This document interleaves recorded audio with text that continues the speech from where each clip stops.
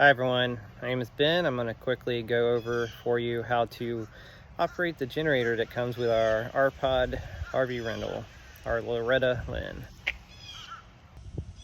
Alright, first thing you want to do is when you're set up at your campsite, if you've turned the battery off, you want to turn it back on. So you want it pointing in the green like it is right now. Then you want to come around the trailer and get the cord out. And you probably already have set this up, but you get the power cord out, plug it in right here like you normally would. And take it, plug it in here, give it a slight turn, and tighten up this collar, making sure not to misalign the threads. Then you go out, bring your cord out to your generator, which you've set far away and in an area where it won't blow the exhaust towards the trailer, and you get ready to start up the generator. And here's the plug to plug it in, the cable that attaches to the generator, and this small plug right here is a generator bonding plug, which pretty much tricks the generator into thinking it's grounded so it won't mess up any electronics in the RV. Also, I've got our 15W40 oil, which we use during the summertime when it's higher than 80 degrees typically. Once it gets below that, we can just use 10W30, but for now we're using 15W40 oil. And you can see it says diesel. That doesn't matter, oil's oil. And then here's our small funnel for the oil. Before you start up the generator, you want to do two things. Set it in a proper area where it has good ventilation and the exhaust is not blowing towards the RV. You want to open up here, make sure it has plenty of gas. If you need to put gas in, you can fill it up to the bottom of that red fuel level indicator.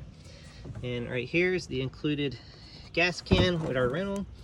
To start the fuel flow, you try to do it here with one hand, push it like that, and you pour the fuel into the tank while you're holding that in. But be careful not to overfill and spill fuel.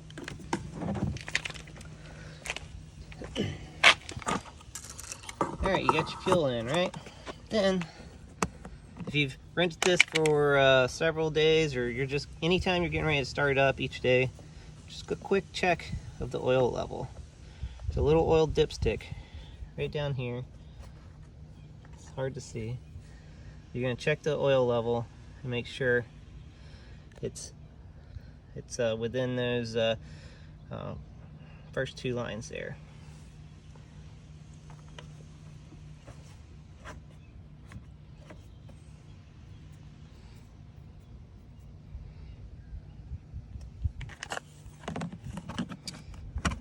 And you're going to put this back on. That's all there is to that. Alright, to start this puppy up, it's a Genmax GM3300i. You can find the product information online. Here is some more info on it right here. Essentially, it's a 120 volt output. It can go up to 3300 watts. Our RV with the refrigerator cooling and the air conditioner going will do around 3100 watts. It'll pull about around 3100 watts from this thing. You cannot use the air conditioner and the microwave at the same time. Alright, to get this thing started, you want to turn Eco to off. You want to open that up, go ahead and put your bonding plug in right here, bottom one, top one over here, doesn't matter. And then you can put your yellow cable, your adapter cable, generator adapter cable right here. And just really align it up, proper holes there, and it'll only go one way. And you give it a slight twist, just like the cable on the RV, and it shouldn't pull out. You know, just twist a slight turn left and right. And you wait before you plug these in until you get the generator started. This generator has several options on it. It does have some USB charging ports right here if you wanted to use those. Probably don't want to use those while you're using this for the RV. And you could plug other things into it. I would not do that. I would just only use it for the RV. So you're going to turn this to choke. If it's like the first time of the day, if it's already warmed up, you can go straight to run. It's been a few hours, so we're going to try to start it with choke first. The cord here is on the left hand side, and as you can see, I'm able to do this with just one hand.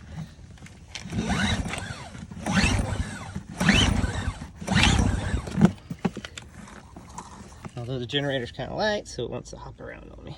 Alright, I'm going to try it with run since it's kind of warmed up.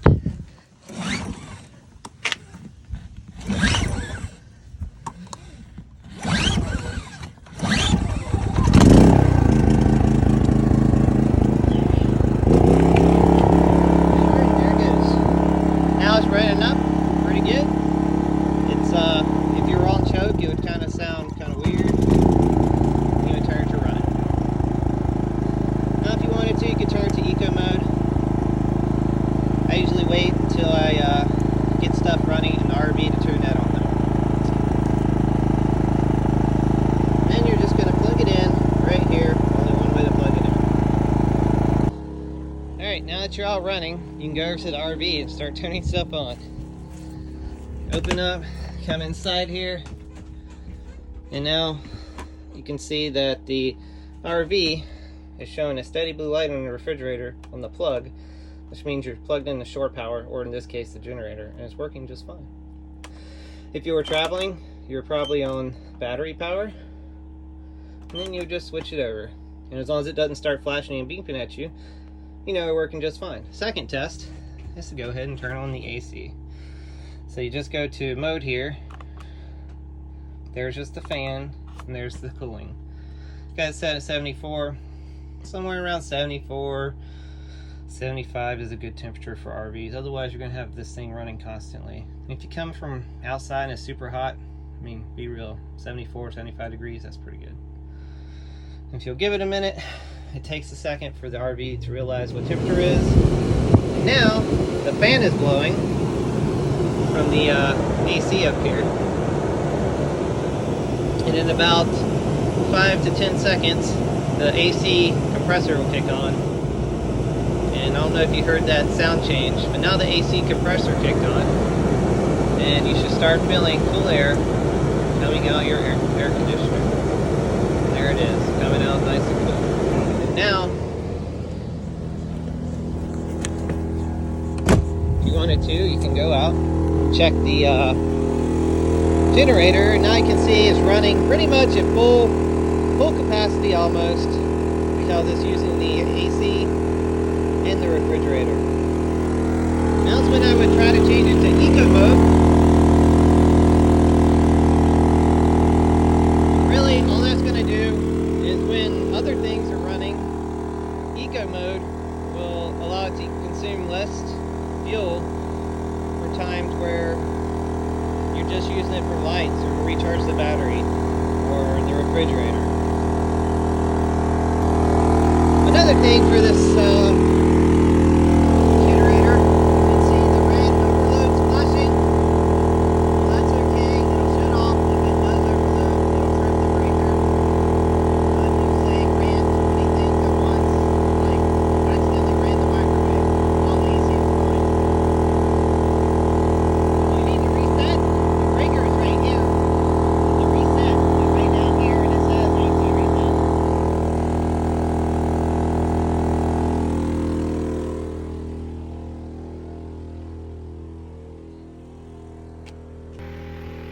As you can see, it's like pretty easy to turn on and set up that generator and have it running.